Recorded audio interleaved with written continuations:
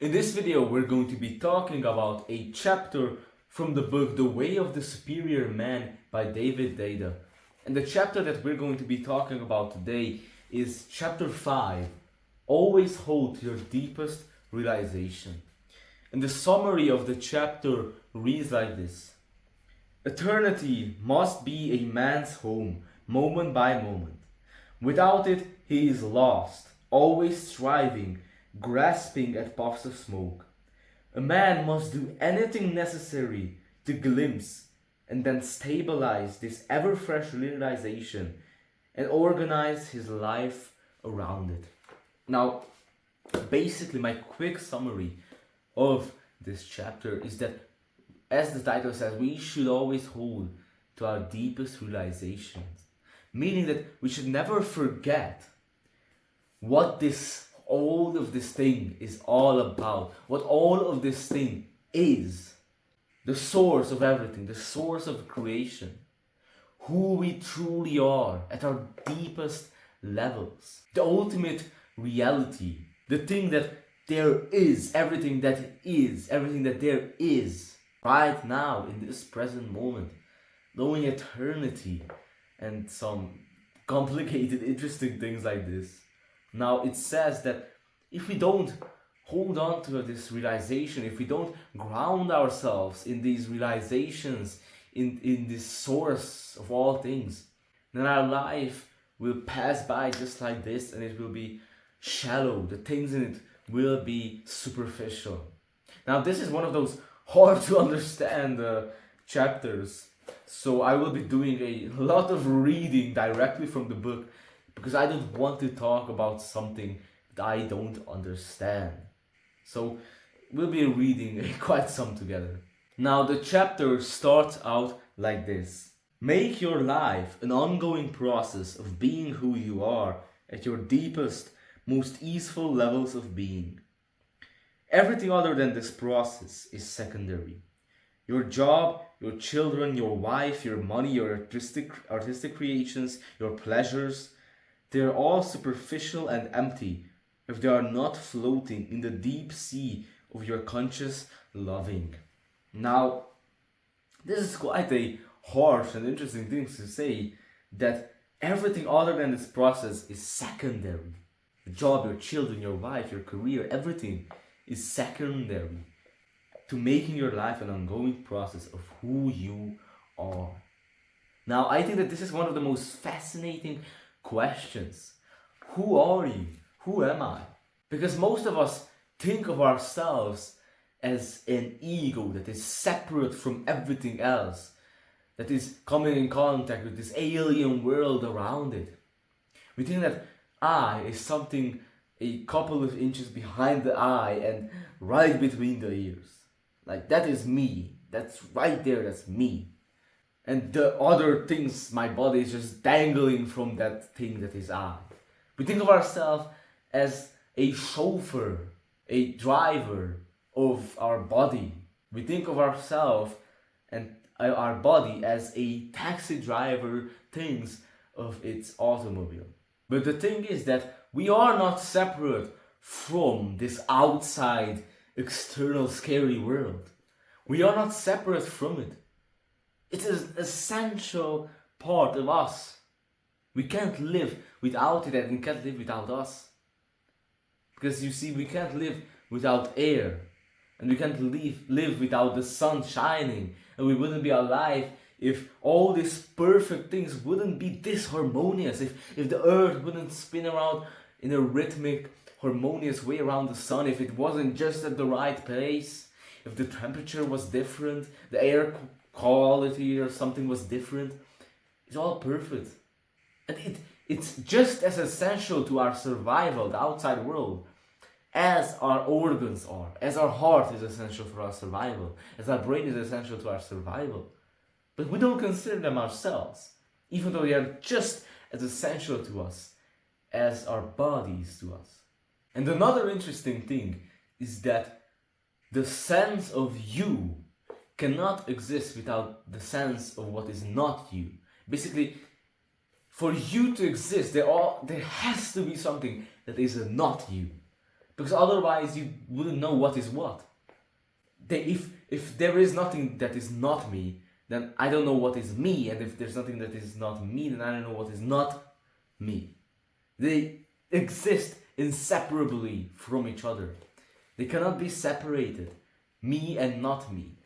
And whenever you have this kind of separations, for example, this inseparability, for example, flowers and bees, you can't have one without the other. Where there are no flowers, there are no bees, and where there are no bees, there are no flowers. They're completely inseparable. Underlying these separations, these polarities, up and down, bees and flowers, buying, selling, black and white, there's always this underlying unity behind them. You see, bees and flowers make up a whole system. They are interconnected with each other, with these very subtle streams in the air that connect the flowers with the bees. They create one organism. Just like we can't say that our feet, I can't bring up my feet, that our feet are different, that is completely separate from our heads. It is one organism. It's only our thought that separates them. They are connected by strings, whatever. They are one, part of one organism. Just in the same way, the outside world and me is part of one huge organism. And a lot of people I've seen in a lot of places, even in this book, talk about the illusion of the ego. That this sense of I that is separate from everything else is just an illusion, it's just that. And I also seen that a lot of places talk about that we are everything that there is. I mean, you see this in a bunch of places, that we are this eternal energy of the universe. We are that. We are an expression of that, an expression of the universe, of nature. A lot of cultures also say this, that, or in Christianity, that we are made in the image of God, or the idea of Brahman or the Tao, whatever that there is.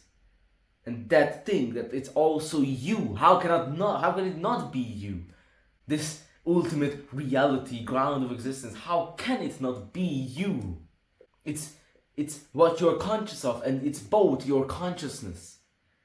But the thing is that you can't really become aware of the one who is conscious. It's like you can't see your own eye with your own eye. So you're an expression of this whole nature. Now, another interesting thing, we've gone quite on a side tangent, but another interesting thing is that you don't control the blood flowing in your veins. You don't pump your heart. You don't heal your wounds. It all just happens. It's all involuntary. And a very interesting thing also is that breath. Is breath voluntary or involuntary? That's a hard question to decide, because when you're thinking about it, it's voluntary. You can decide to breathe for yourself and hold your breath, do whatever. But the moment you forget it, the breath keeps on going. So who is doing the breathing? Who is that? Then a lot of people say that that who is an illusion. A lot of interesting things, but let's go on with the book. And the rest of the paragraph reads like this. How many hours today was your attention focused in the realm of changes, on events, people, thoughts, and experiences? And how often was your attention relaxed into its source? Where is your attention right now? Can you feel its source? Even for a moment, can you feel that which makes attention conscious and aware? Can you feel the deepest nature of attention? What happens when you simply and effortlessly allow attention to subside into its source? Now this is very interesting, the source of attention and focusing on the changes. It might come back to the things that we talked about, this idea of the ultimate reality, Tao, Brahman, God, whatever you want to call it, that there is the source of our attention, of our consciousness. Some interesting stuff. I don't know anything really about it, so I can't really talk about it. So let's go on to see what he says about his source. It says that this source is never changing and always present. It is the constant, silent tone behind and pervading the music of life. Feel into this source as deeply as possible, and then reapproach your work, intimacy, family, and creative efforts. It's very interesting. I'm going to stop here for a moment. That the source is never changing and always present. So this is this like ultimate reality, the ground of everything. Everything that is the source then probably. It is the constant, silent tone behind and pervading the music of life. Interesting stuff. And then it goes on to say, when you make money from this source. Find out what happens to the details of your life when you live more consistently from this source. And I have no idea how you make money from this source, how you live consistently from this source. I'm actually really interested. You can leave a comment if you want. What does this mean? Living from more consistently from this source. It goes on to say that you should use aids to support your relaxation into and creation from the source.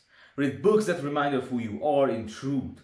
Spend time with people who inspire and reflect the source to you. Meditate, contemplate, or pray daily so that you steep yourself into this source. And I also think that this is very important because we get so easily get lost in our everyday life and we forget to think about our death. We forget to think about this kind of deeper stuff, who we are. So it's very important to remember that. And then it goes on to say something like this, that if you are like most men, you have strong habits that rivet your attention to the events and tasks of the day. Days and nights fly by for years and life slips through your fingers, your attention absorbed in a seeming world of necessary responsibilities.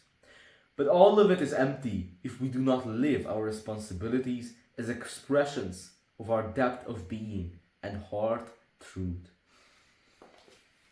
So it ties back to what it said in the first chapter, that it's all superficial, it's all empty if it's not if we really don't have this realization, if we don't keep in mind that we're going to die, if we don't keep in mind who we are, if we don't keep in mind the triviality of all things, then it goes on to say that know eternity, do whatever it takes, and from this depth of being, live the details of your life.